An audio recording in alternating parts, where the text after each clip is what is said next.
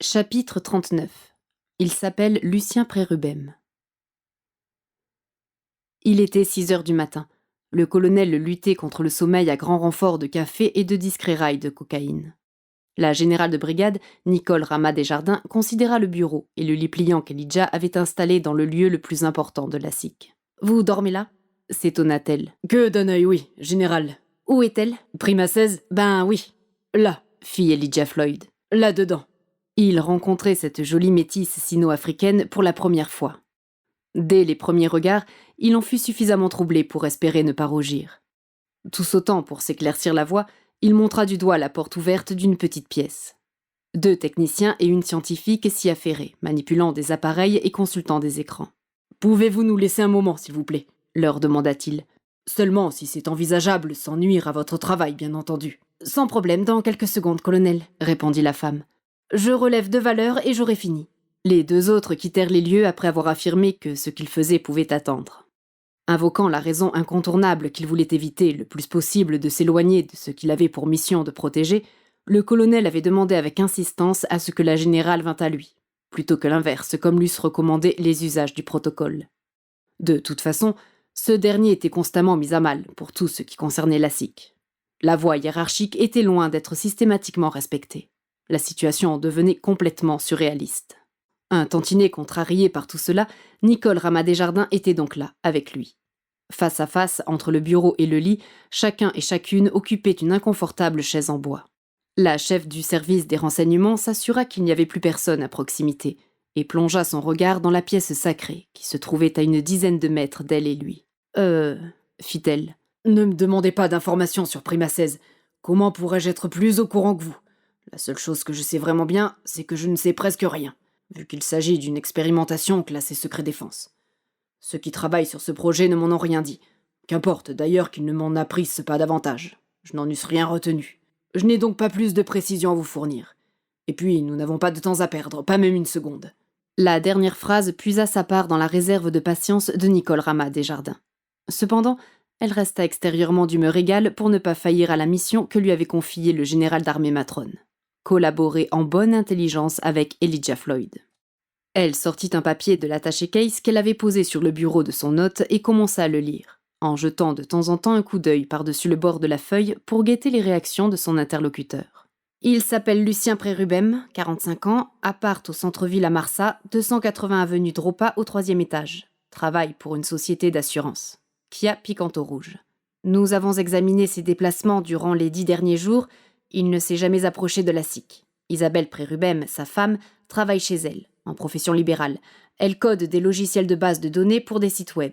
Sa sœur Ève Prérubem, le colonel s'attendait à ce qu'elle lui énumérât fièrement toutes les informations collectées par son équipe, mais il n'y tint plus. « Bon, je suis très impressionné, mais je suis aussi très indigent en temps. »« Oui, enfin, voilà, » conclut-elle, sous la pression de l'impatience de son interlocuteur. « On pourrait voir ça plus tard, au besoin en effet. »« Merci, général. »« Que faisons-nous de ce type, colonel ? On l'arrête et on vous l'amène ? Ou on reste discret pour l'observer afin d'en apprendre plus ? » « J'imagine que vous avez en ce moment même quelqu'un de confiance collé à ses talons et qu'il ne peut donc pas nous échapper. »« Vous imaginez bien. » »« Répondez-vous de ce fin limier ? » »« Fine limière, colonel, fine limière. N'en déplaise aux sexistes de cette institution patriarcale qu'est l'Académie française, qui n'ont pas jugé utile de féminiser ce mot. » Il feignit de ne pas remarquer cette manifeste allusion à son propre sexisme. « Est-elle seule à le filer ? » ?»« Non, elle dirige une équipe dont je réponds. Le type ne nous échappera pas. »« Bon. Où est-il et que fait-il à l'heure qu'il est ? » ?»« Il est à Pétisan, dans un zoo. »« En ce moment ? » ?»« Oui. Il a d'ailleurs passé la fin de la nuit là-bas. C'est à 4h13 que, à partir d'une adresse IP attribuée à une certaine Chan Zhao, la directrice du zoo, il a consulté le fameux mail qu'il s'était envoyé. Il a ensuite fait des recherches au sujet des 2 noms contenus dans le corps de ce mail, Anna Pyrrhus et Augusto Braianzo. Avant cela, il est allé à la gare de Gannevet avec Chan Zhao. Elle lui tendit une feuille sur laquelle le message était imprimé. Outre la date et l'heure, ainsi que toutes les informations d'en-tête, on pouvait lire « Objet, meurtre, Belisa ». Corps du message, Anna Pyrrhus et Augusto Braianzo. « Vous n'avez rien trouvé de pertinent au sujet de Belisa ? » ?»« Rien de vraiment éclairant. Des occurrences concernant le design. Sinon, Sherlock nous fait remarquer que Belisa est l'anagramme du prénom Isabelle, la femme de Lucien Prérubem. Mais bon, que faire de ça ? » »« Qui est Sherlock, général ? » ?»« Notre IA. »« Ah, ok. »« À noter un truc étrange. »« Oui. » dit le colonel. Notre homme a recherché le mot Bélisa, comme s'il ne savait pas lui-même ce que c'était, ou comme s'il avait besoin de savoir si ce terme était connu. Bizarre, en effet. Comment est-il localisé en ce moment, Lucien machin? Lucien Prérubem, par son téléphone. Cela veut-il dire que s'il éteint ou l'abandonne, nous perdons sa trace? Toutes les sorties du parc animalier sont sous surveillance. Mon équipe ne le laissera pas faire un pas ou un geste sans que nous en soyons informés dans la seconde. Si vous préférez l'interroger, je peux le faire immédiatement amener devant vous. J'ai besoin d'un moment pour réfléchir. Avez-vous des renseignements au sujet des déplacements et de l'emploi du temps de sa femme? L'anagramme est vraisemblablement une simple coïncidence, mais sait-on jamais. Votre Sherlock a peut-être pondu une remarque à ne pas négliger. Sans doute serait-ce imprudent que vous ne lui donnassiez pas un minimum d'attention. Pour l'instant, anagramme ou pas, ça ne nous avance à rien. Elle reste beaucoup chez elle pour travailler. Elle ne s'est jamais approchée de la SIC, elle non plus. Je ne sais pas si ça peut servir, mais ils sont tous les deux allés consulter une psy, une certaine Suzanne Sylvan. Ah oui, truc étrange. Il est allé visiter tout seul un élevage de vaches laitières. Elle jeta un œil sur sa feuille pour préciser. L'exploitation Pierre Mourageau. Juste pour regarder des putains de vaches?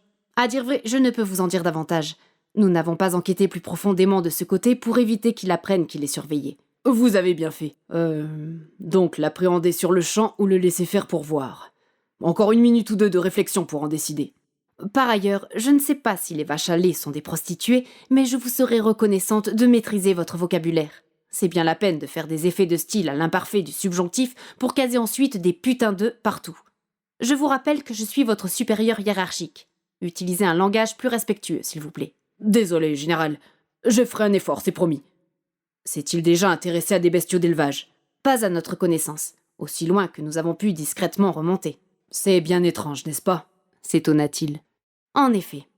Comportement soudain très singulier, oui. Quoi qu'il en soit, je vous remercie d'être là, général. Je redoutais que vous ne vinssiez point me rencontrer ici. C'est que je ne puis m'éloigner de ce lieu. Je sais, vous l'avez déjà assez dit.